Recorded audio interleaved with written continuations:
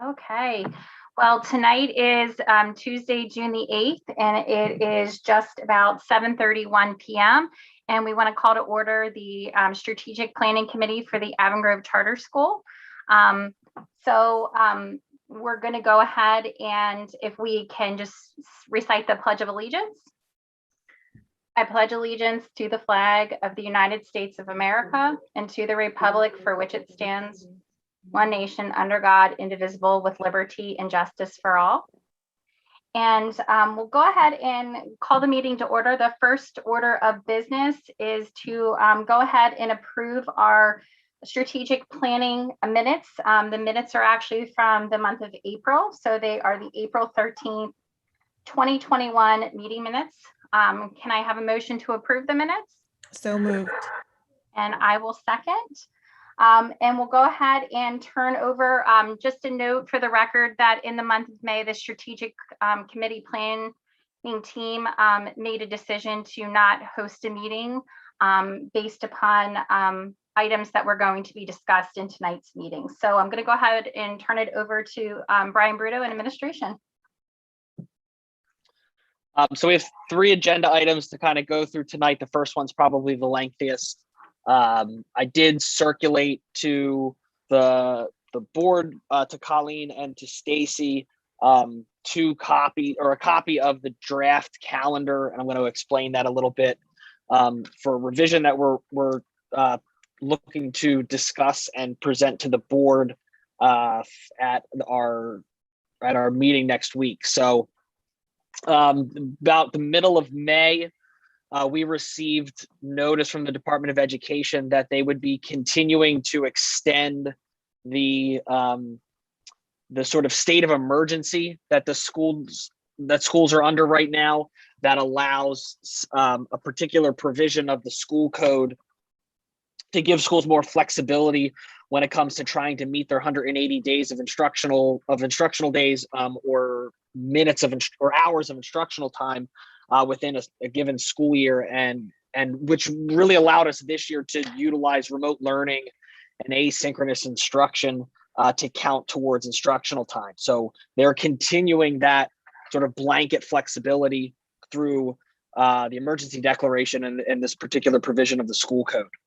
The important thing that the Department of Ed pointed out to schools going into next year was that we need to be extra cognizant of that whenever we utilize anything that is not traditional face-to-face instruction, that we make sure that the instruction that's occurring is addressing the academic standards that we're required to cover in Chapter 4 of the school code, that we have a system of tracking attendance and instructional time, and that we uphold the provision of FAPE, and that we make sure that there's equitable access to instruction and materials for all students. So that's really talking about if you're going to use remote learning, you have to make sure that you have plans in place that are going to ensure that students have access to the internet and devices and everything that they need. So when we got this, we went back to the drawing board, because we had talked about this even when we were drafting the first calendar, was whether or not we would be able to continue to utilize planned asynchronous instruction on our parent-teacher conference days. So those were November 22nd, 23rd, and then March 3rd and March 4th. So I confirmed with the Department of Ed and the Student Services Department that we were able to utilize planned asynchronous instructional time, that it didn't have to be related to like having to shut down the building because of COVID, that we were able to plan this and submit that as part of our instructional time template, which is a requirement for us to be able to exercise this flexibility. So I did get clarification on that, and that is allowed. So by keeping students home on those 4 days and providing an asynchronous day of learning, so you'd still have to provide work for the students that day. It would still have to total a school day's worth of instructional minutes. but can be asynchronous with limited teacher support. That gave us 4 days of instruction that we got to play with now. And typically when we would do this, you have a couple scenarios. The first one is we end the school year early. The second one is we could move the start of the school year back later, which would be after Labor Day. Or we could have utilized 4 sort of ad hoc days strategically placed throughout the school year where students would be off in terms of not coming to the building. They would have asynchronous work to do that day. And then teachers would have in-service or professional development. And you know, that would be another way to utilize those days. So we talked at length as an administrative team, the kind of pros and cons to all of these. I'm gonna switch what I'm sharing so that you can see what the calendar, that's the wrong one. Hold on. What the calendar originally looked like that was approved back in February is this draft. Are you able to see? Sorry, there's too many open. That one. So this original calendar proposal had us going back August 30th. We had sort of a normal school year that we've had in the past, and we were ending on June 9th, which is still early in June. We try to stay away from the 3rd week of June. Some of it depends on when Memorial Day falls, but getting out and closing school either in the 1st week of June or the 2nd week of June is kind of a target that we try to look at. And then this was having students in for conference days. Now, the students were off those days, I'm sorry, and then our teachers were having parent-teacher conferences. But now that we're able to utilize those as asynchronous days, we gained back that instructional time, and we sent out our proposal, and we spoke with Quest about this as well. Would be to look at moving the start of the school year back to post-Labor Day for students. So students would come back after Labor Day on September 7th, and we would remain the last school day of Thursday the 9th. And we would have then from the 30th through September 2nd to be a mix of in-service, teachers getting ready for the school year, and then trying to replicate what we did this year to a certain extent in terms of sort of back to school happening during that week of the 30th, where students were coming in. We would, instead of like an open meet and greet and a back to school night in late September and sometimes even early October, we would really try to reimagine that week to have it be our back to school event. And then even we talked about our early primary students being able to come in with their parents throughout that week to get to meet the teacher in smaller groups. So really try to leverage that week for some structured time to truly be prepared for going back to school with what we're hoping is minimal to no restrictions on the 7th of September. This also gives the students an extra week of an extra week plus a long weekend of summer vacation. It provides our facilities team some extra time over the summer to make sure that we have our building projects done. We have the arts hallway happening this summer. We have bathroom renovations happening. So it gives some extra buffer time. It also gives us some additional time to process student enrollment and get schedules made and make sure that we're ready to go for the beginning of the school year with this summer. We did talk about leaving the start of the school year at the 30th and moving the last day of school back to Friday, June 3rd. But we were getting if you look where the testing window is in May and June, for our secondary students to be keystone testing and then going into final exams and teachers closing out grades and having field days and everything that we try to do at the end of the year, going out for Memorial Day and then coming back for 4 days, we felt was really, really compact at the end of the year. We did it this year. In order to like adjust the testing window, because we have just returned in sort of March and didn't want students to go right into testing right after they returned from remote learning. But we thought that was a little close at the end of the school year. If we didn't have to do that, that we wouldn't.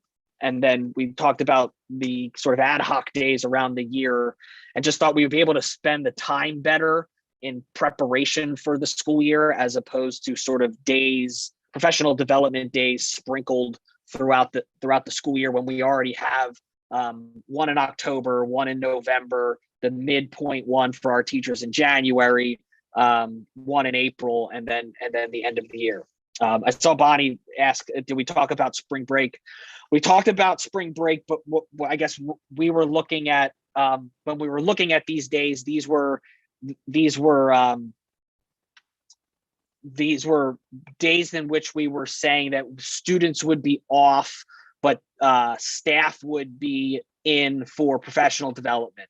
So if we added any days to spring break, it would be an extended time for students to be off, but staff would have to come in, and then we would be doing professional development during that time. So we thought that, again, it's that we kind of looked at that as almost sprinkling those PD days throughout the year, where we thought it would be more beneficial for staff to come back in August and have that not feel rushed. A lot of our teachers come in on that optional day on October or on August 23rd to start to get their rooms ready and unbox things. This gives us a lot more time to sort of slowly transition and get prepared for the return of students and on a post-Labor Day. And we didn't think then that staff would be as sort of frantic as we sometimes are that last week of August, right before students come back. Brian, so this can I was add something to that? Go ahead. We talked about Downingtown has a professional development once a month. And we talked about how most of our professional developments do fall where we have about one a month. And when it doesn't fall that way, it's because of testing and other conferences, things that are already happening in the month. So we also surveyed the parents after we had those back to school nights at the beginning of this year, and they all felt that was much better use of their time and they got more out of it. So instead of just randomly plopping them within the first week of the month, we thought that based on everybody's feedback, that the time was most utilized at the beginning of the year and more effective. So I just wanted to add. And we took some of that. Yeah, and those surveys, like we got feedback from parents about how they really liked teleconferencing for parent-teacher conferences. So that's something that we're going to continue to leverage next year. So we took a lot of what the parents said to try to say what were the best practices and what did we gain from COVID that we can continue. And so the beginning of the year stood out to us after that surveying. How we were facilitating parent-teacher conferences was another one. And then going into sort of 2022, 2023, I think that after next year, we're going to see some guidance from the Department of Ed on sort of rethinking what the school days look like. So we can sort of take that into consideration when we are doing our first draft planning moving forward. I would say that, and just the post-Labor Day start, we did talk about like the precedent that you set this year was sort of an emergency situation where we had to push the school year back. And then this would be a second year that we would be doing a post-Labor Day start. So I don't know, I don't want the school or the board to be in a position where it looks like we're committing then moving forward to a post-Labor Day start. We do typically go back the week prior, but with the calendar having already been proposed, us getting this information afterwards, and then where Memorial Day fell with the beginning of the year and how Christmas break is this year, or the holiday break, we just thought that putting those 4 days at the beginning was least disruptive. we weren't starting the school year earlier. So if parents have vacations already planned, it really doesn't impact them. Students are getting an extra week. The only thing we did talk about, was that last week of August that students are typically in school, that there's not a lot of summer camps then, or camp options or daycare options. So you now have families who might have been planning for kids to be in school. That's why we're trying to be proactive and send it out as early as possible, that they would now not be in school. Or if we have families in districts that have split students enrollment, that's something then that you may have one student going pre-Labor Day. If they're in Avon Grove starting August 23rd. So those families could potentially have some students go back 2 weeks earlier than a student who's enrolled with us. And they already end 2 weeks earlier than us, obviously for their building purposes and everything too. So that's basically 4 weeks that are opposite with Avon Grove at this point. Marie, can you elaborate on your question or what your comment was? Sure. So if we start after Labor Day and take those 4 days in August, September, I guess August, instead of just ending early in June, that's 4 days reduction of teaching prior to any testing that occurs in the spring. And where that really, I don't know how much that is a pinch for PSSA teachers necessarily, but I know the AP teachers keep a pretty rigid and tight calendar without a lot of flex room before they have to start testing. So you're taking away 4 days of instruction from AP, Keystones, and PSSAs by starting after Labor Day instead of ending early in June. It's just a thought. I see Marielle chimed in on the same thing.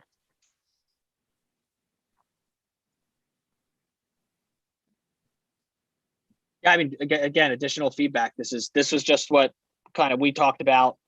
Now, I think the other thing to point out, and the thing we talked with Quest, is that the ending 4 days earlier in June is also adding teacher in-service days at the end of June. So I think we talked about that at Quest. Like, it would be to keep the days, we'd be saying we're going to end 4 days earlier for kids, so because they will still meet their 180, and then you would most likely be looking at teachers continuing to work for 4 days, unless the board wanted to reduce the number of days that the teachers are working. But the original calendar that was passed had the teacher year at 192 days. And that would affect your pay because we paid you for the extra days this year.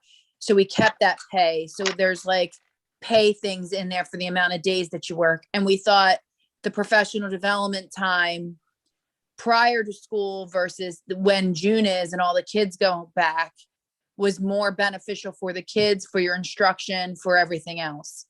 The only thing, I mean, and like I said, we're open to all the feedback from the strategic planning committee and the board. So we will talk about this again with the board. So if there's other ideas or other suggestions, we really want to hear them. I hear that testing day, Marie and Marielle, and I don't know if with what we've learned from COVID and how we're able to utilize our day, if we can even do some blended learning where they, pre-record it if we didn't have the time, or even lessons work that they do online versus in the classroom to gain and maximize instructional time. Or if you really think the professional development days at the end or even scattered in the school year benefits your instruction more. I mean, I don't know what you think that way. I'd love to hear that feedback. Would that be the same issue if they were scattered through the year? Would it be the same issue essentially though? My understanding. Yeah, I mean, technically it is. It's Okay. it's time that you're giving the teachers for professional development, which I do think they need. And I think the more they are able to have those, the their instruction and they maximize what they do instructionally. Yeah. So it's just a matter of what they do with their time and how they maximize their time with the time that they have, right? So that's My opinion, maybe not the common opinion, but especially this year, I feel like after PSSAs and everything was done, and we didn't even have final exams this year, but this past week was kind of a throwaway week because grades were due on Friday. So now this week we have 4 days, where the other option would be if we, not that I want to come to school for an extra 4 days afterwards, but you could push grading back and then have all of that. So we're not packing up our classroom while the kids are trying to take exams, or that we have those extra days to get our grades in. I don't know, just another option or a thought. That's what a lot of schools do just out of normal practice, is usually like Oxford has at least 2 days of staff professional development after the kids leave to kind of close out reporting so that they don't have that dead time. Yeah, it's a Other lot of than time. seniors are a little bit different. Yeah. And I guess Sharon makes a good point. Like, we do have to build in some time from testing of makeup window for kids that missed and things like that. So do I hear, I heard in the beginning of the conversation that those conferences in the beginning of the back to school night in the beginning of the year and having those orientations really did set the year up for success. But then I'm hearing from the upper school teachers that the idea of having less dead time at the end of the year to close out a year might be better utilized of your days. Is that a good consensus of what I'm hearing as the feedback? I don't know, Kristen, because I got a lot of feedback from the high school teachers that the way we set up the beginning of the year last year was much more impactful for meeting students at the upper school. I think for when we do meet and greets, a lot of times that's very social for students, but last year, I think I saw all of my students face to face and was able to talk to them and have time with them and meet them before our classes started. And I thought that a lot of the high school teachers thought that that was really important. Okay. So I see think both I think the sides. tough thing I is- think the setup at the beginning, to me, I feel like that would be more beneficial. Okay. I think it's just important to keep in mind that this might not be a practice that we're able to sustain, like continuing to move forward, whether it's all that time at the beginning of the year or a post Labor Day start. So I know that's always hard. Like, you do something and you like it, and then it's, well, let's keep doing that. But it may be hard to continue to maintain. It kind of works out this year where some of the days fall. Some of that always has to do with where Christmas is and how long that holiday break is. It impacts sort of where Memorial Day falls and then where our end of the year, where the end of the year is. So, But I do think I can for Tuesday also try to do just a mock-up of what 22-23 would look like. I do think it's it probably important. doesn't inform this conversation, but Yeah, I do think it's important. As Brian's saying, this is a emergency. Some school districts are being really creative about hours now that we've had COVID and blended learning.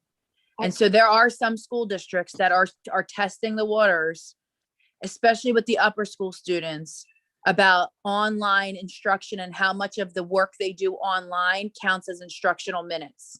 And so we're watching that very closely. So as we have this conversation about it, this emergency might not be something that's forever. The way schools look at instructional time and online is also something that might change with this pandemic. And so we might look at even upper school, gaining instructional minutes in different ways.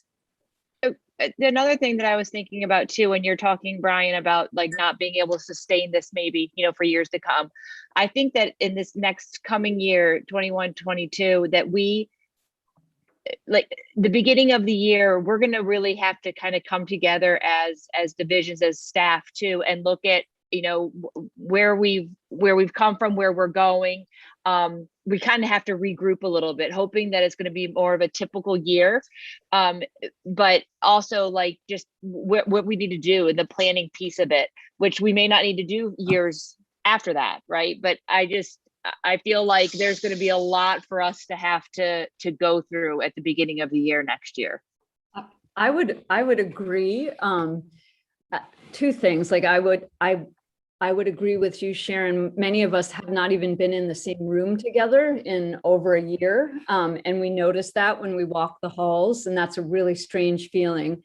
And then just to piggyback on Kristen said something similar to what I was thinking, is that I really hope that we can actually do rethink a lot of things about school and take advantage of this opportunity without being afraid that it might go away in the future. And I understand, Brian, where you're coming from, because you see all the rules that we have to meet going forward. But I would even like to revisit things like you mentioned, all the stuff we try to cram in at the end of the year. Like, is it all necessary to do field days and this day and that day? And could we do things differently? So I just appreciate thinking about this and would encourage us to be forward thinking about changing many things. The other thing is, I did just look up, I know that there's not a ridiculous amount of AP kids, but AP testing is those first 2 weeks of May next year. So the earliest possible AP test day is May 2nd, which is really early. Was there ever a thought about moving everything a week earlier instead? So then it turns into new teacher induction, like the week of the 11th, right? The week of the 9th, so the 11th, 12th, 13th. So then we still get those 2 weeks of teacher in service. I know that puts it really like early into August, but. I don't follow how that impacts. So instead of going, just- like, you move everything back. So the last day of the school year. So instead of doing, well, I'm looking at these. When would your first day of the school year be? Back to where we had it before this, and then we just add the extra. So we had it on the 30th, right? The 30th was. Oh, you want to bring new teachers in. I understand what you're saying. Yeah. So you keep it where it was, and then we have the 2 weeks of teacher in service, those 2 weeks before that, and you still get that good amount of time to meet with the students ahead of time that everyone's talking about. But then we're still able to end school on the 9th, right? Well, you would be asking all of your teachers to come back the week of the 16th when Right. they weren't necessarily planning on doing that. I don't think we talked about let's bring teachers back earlier than we had originally planned. I think we were as much trying to say, like, can we give more time? Brian, am I understanding that the conference days currently students have off? Correct. So what we're really doing is adding 4 student days in, because those conference days will become asynchronous learning days. Right? So we're not losing those days before testing. They're just going to be on the conference days instead of the last week of August. Correct. So what we were saying is that the kids did not have school those days. Right. So now that we were having them have school, we had 4 days to play with that we could now say students did not have school within the school year. Right. And that's why we said, even though they're not necessarily face to face with us in the classroom, they still have learning days on those conference days now. So this, I guess the conversation about preparing for testing, those days aren't disappearing before testing happens. They're just going to look a little bit different because they're asynchronous. Yeah, they're just not, it's not face-to-face time. Right. Correct. Okay. Now, Marie, I see your question. The only thing that's different there, I mean, nothing's different. You're working the same amount of days. Yeah, So the teacher letter- start day. Sorry, Right. you So were- the you were letter, done. the letter Tasha gave you is what your days are, and that's the salary that's correct. If you alter days now where teachers work less or more than the days we have, then that's when it would affect the letter. So currently what Brian's proposing is not going to affect the amount of days teachers are teaching because there's still school days in the schedule. Does that make sense? Yeah, all the teachers work your start and end day and work days and everything stayed basically the same. It was just changing 4 days of student time. It changes the days that are blacked out that we are not allowed to take off without penalty. Which ones? You were already working the conference days. Your last day was already June 9th and your first day was already August 24th. So days that I we're guess not allowed to take off would back up closer to Memorial Day week and weekend, correct? Since we're not allowed to take off the last week or week and a half of school. Well, I didn't change anything with June 9th. Like the original last day of school was still June 9th. Which scenario are you talking about now? The one where we go back after Labor Day? Yeah, the one that was originally proposed. Yeah, and that one, not so much. But I thought that our offer letters were like I don't know, I know like contract is not the most appropriate word, but I thought we had to agree to the dates that were in the letter. That's all I was like, I just didn't know if it created any legal. Oh, I see. I mean, because right now the dates in the letter are what? I don't have mine. So, Okay. I believe it's August. I don't know. It was just a thought.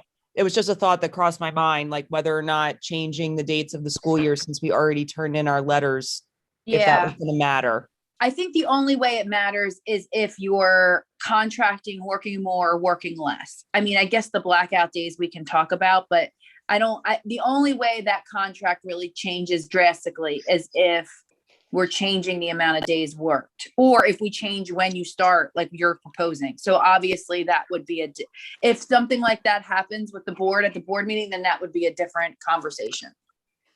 The last calendar was still teacher first report day, August 24th, and teacher last day, June 10th.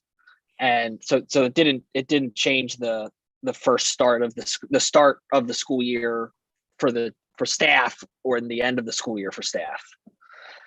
And staff were already working November 22nd, 23rd, and March 3rd and March 4th. The kids were just off. Teachers were still working and having conferences. So it shouldn't affect any information in that letter. The only thing I guess you could affect is our typical, no, it's because we say you can't, that we discourage taking off the first week of school, where that would be in service. And now the first week of school's tip really, September 7th, but I think we can work around that stuff.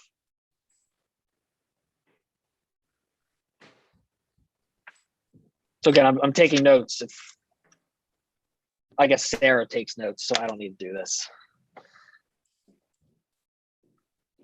Any other comments, feedback, additional Sarah, points did you to get all those consider? suggestions? You bet. And if I didn't, I'll rewatch.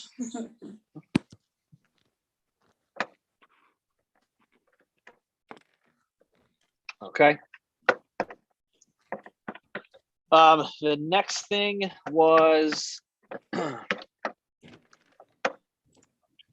just an update on where we were at with strategic planning and comp planning for next year.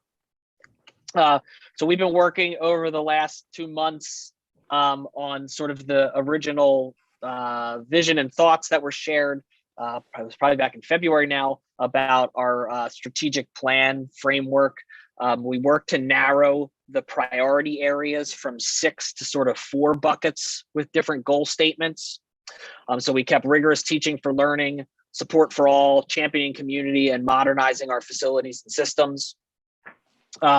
We the original document that we had shared and we're talking about, we sort of had ideas and initiatives that we were looking to work on over the next 3 years. Some of them were still things that we're carrying over from our last strategic plan and comp plan that are more in the like continue and maintain stages, but wanted to have that captured in our strategic plan because they were really big things. Still, like year 3 of PBIS there's still a lot of work to do with that.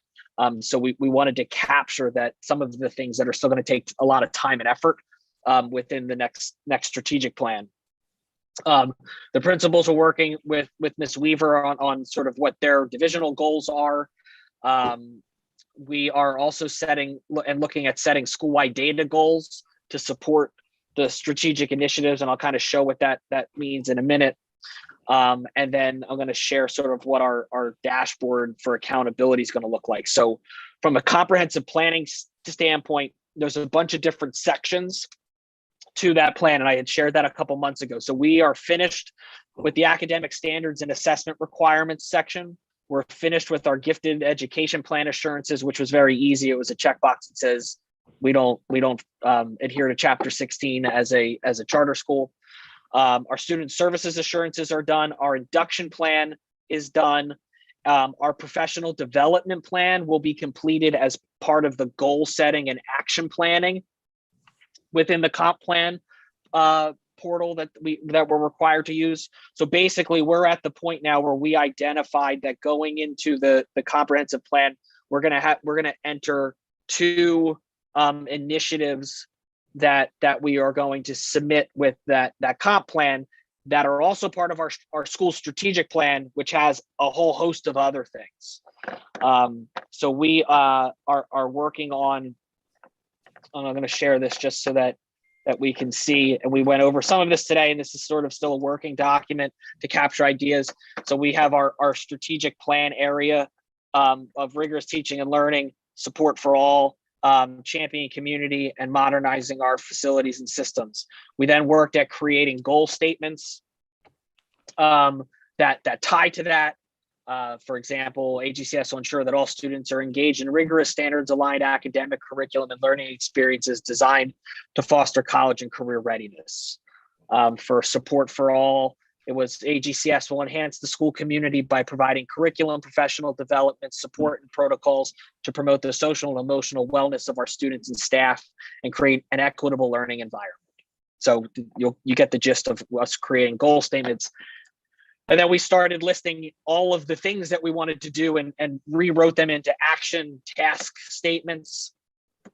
And then that will sort of be the basis for the plan that will be put together for the board that says over the next 3 years, these are our strategic plan priority areas. Here are our goals. And then here are all the tasks and items underneath those goals that we plan to be working on over those 3 years to be able to say we meet the goal.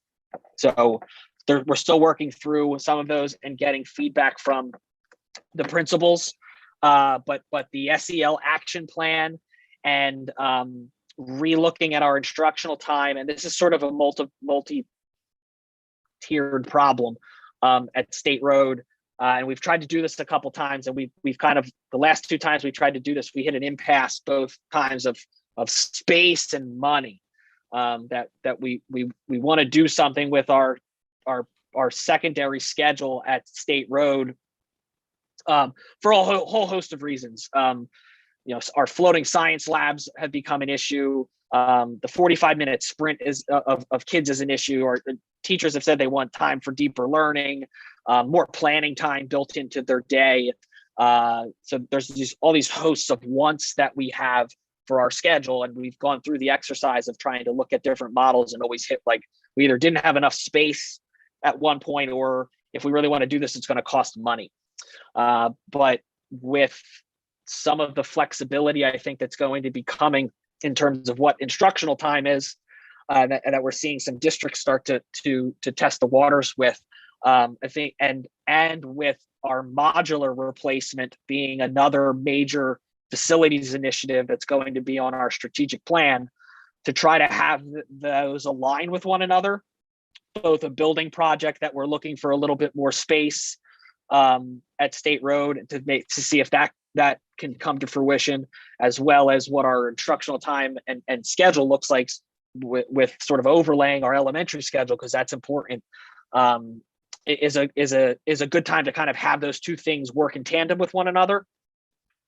And then our SEL equity action plan, that's actually already sort of started throughout this year and working over the summer. They're working on their action plan. The equity team's working on their action plan, and that's going to be submitted as part of the comprehensive plan, sort of what that looks like, and all of their work going through that initiative. And they've been spending a lot of time on that.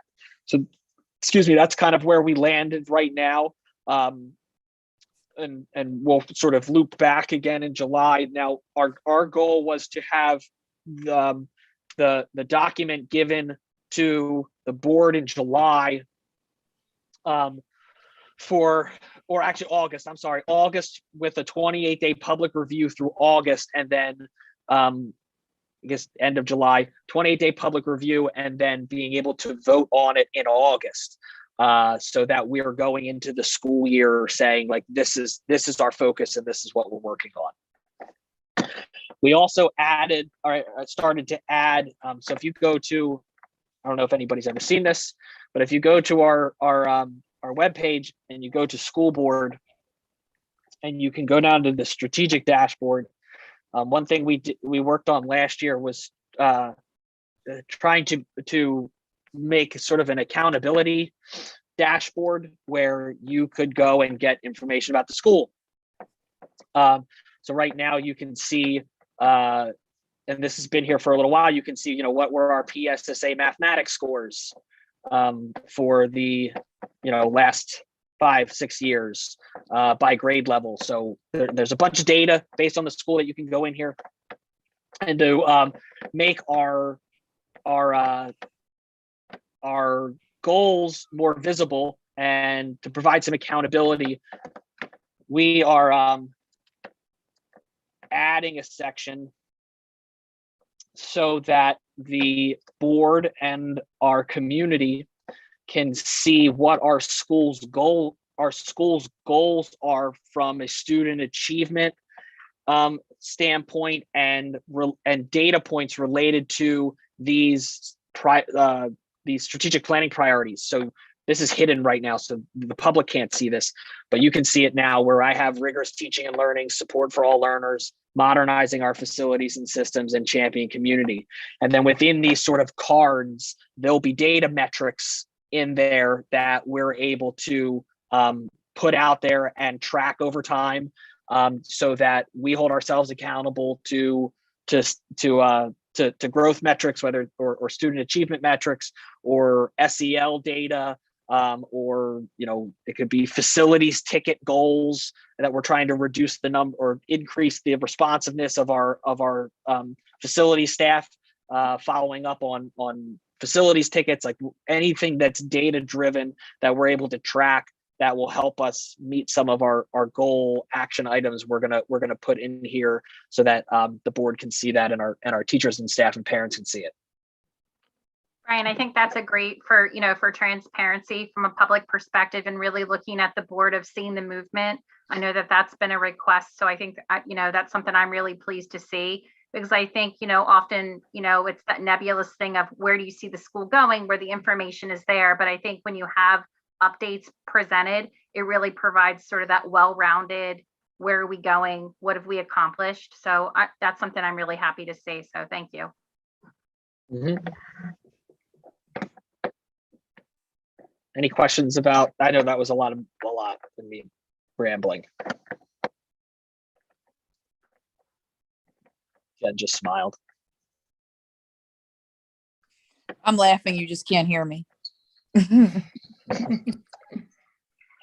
the last item, and Kristen, I'll let you talk about this because I know you did an update at the facilities committee meeting, but thought it was appropriate because we had talked about it previously here when Jared and Connie came. Was just sort of an update on where we were at with that building project plan. Okay, so we decided as committees and the board that it's to have this conversation in different committees isn't as proactive as having it with all the board members, disseminating all the information out to all the board members, and then having their committees meet on each of their parts. And so at the annual meeting on June 29th, we'll have Heckendorf and Childs, our architects, there. And they are going to show high level options of where our building can be for the new upper school. So the two modular replacements. And right now their options are replacing the modular in the spot that it is, making it 2 or 3 stories to provide more parking, or to go behind the school and put a modular there. We are also looking at building on to the 4th and 5th grade wing. And we're looking to put an addition down in the field along with a new gym that would provide space for at least the high school to go to and be together in, and it be large enough. And new office space would be in that as well. We are running out of space. That is not a lie, that is hidden somewhere. Everybody knows we are busting as a school, to the point, even in our enrollment right now, we are over, and we always have some attrition in the August because parents wait to pull their kids because they're moving or going to another school. And right now we're banking on some of those numbers just because our enrollment we have over 500 kids on a waiting list, and we're over enrollment right now by 100 and I forget what the amount is, 128 kids. So not that there's not going to be movement over the summer, and that will really change month to month, but it's one of those things that we do have It's a to good start problem to have. planning. It's a good problem to have, and we need to start planning for space. Those 2 modular units are old, and no matter what, a solution needs to be put in front of the board. The conversation with Fred S. and the Avon Grove School District, it's not that it's off the table, it's that the school district is only willing to lease. And with a lease comes, if for whatever reason Avon Grove runs out of space, at any time they can come and take that building. So it's not a permanent solution if it's a lease building and we don't buy the building like we have the other 2. So this is all part of our planning that we've been having, and the conversation that we've been having for years. The work that you have done with the Heckendorf and Childs, with Jared and Connie and Matt, with the strategic planning, with the facilities committee, every committee has met now with them, has provided feedback. And what they heard loud and clear is the extra space. They heard the amount of space in the hallways that are needed, the collaboration space. They heard all of you. They took all of that into account. It's really going to come down to money, and how much money we're going to be able to take out, when we're going to be able to take the money out. And, if any of you know, and if anybody's listening to this meeting and knows a good donor, I'm willing to talk to anybody who is willing to contribute. I would love for anything, for the best case scenario, to be on the table. It just comes down to finances. So all the options will be on the table for the board to review at the end of June. And then from there, it's going to be a lot of our committees meeting and saying, okay, finance committee, how much money, how can we do this? And then as the planning stages come into fruition with strategic, it will be a lot about programming and, what those spaces could look like. And the more design will start to come out. This is more high level. Where's the building going to go? How much is it going to cost? So once we work out all of those kinks, then it will be this next phase of programming and planning. And I know Brian has on our strategic plan the calendar, and I know a lot of you were on his original committee or his class schedules, and I know a lot of you were on his original committee where you looked at scheduling, and a lot wasn't able to be done because of shared space, shared teachers. So with this planning, strategic will do a lot of work on what do we want our schedule for the upper school to look like, and how can we maximize what that is for the school. So we're in a really exciting direction for the upper school. It's just, the spending is always the hard part, and where the money comes from. So that's the part that we're trying to work through now. Any questions? I mean, if you're coming to the June 29th meeting, you'll get to see a lot of the pictures and, just some of the logistics of why they put the building where in their options. But I wanted you to know that if what was happening on June 29th, because you were a big part of some of the planning, and if you want to continue to be a part of that, that's going to be a really good meeting to go to.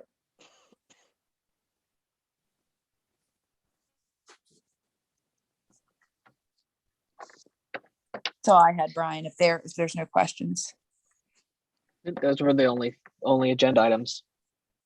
So we'll bring together the notes for the calendar, and that'll be an agenda item on the board working session. Stacy and Colleen, just so that we can have conversation before I'll distribute now after this the notes and suggestions that were made tonight to the board, so that they can look at everything with a couple days before going into a conversation at the working session. And then would be looking for the conversation to come to some consensus next week to be able to make an adjustment so that we can get that back out to staff and families as early as possible, which would be hopefully the evening of June 15th.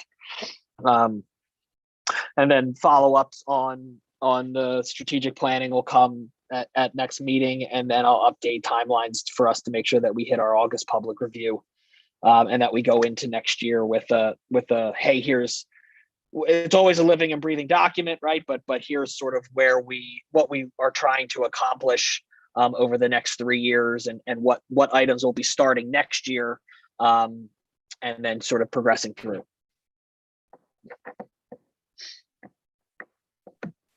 Brian, was there any public comment received as far as from the public for this meeting? No, not for this. Okay. I think the only item that, this group just needs to consider is that, our next scheduled meeting this year during COVID, we've been meeting on the second Tuesday at 7:30. So I think we can go ahead and tentatively schedule July's meeting for the same date and time. Does anybody have any objections to that? I know depending upon committee assignments for the board members, that is done typically the very beginning of July.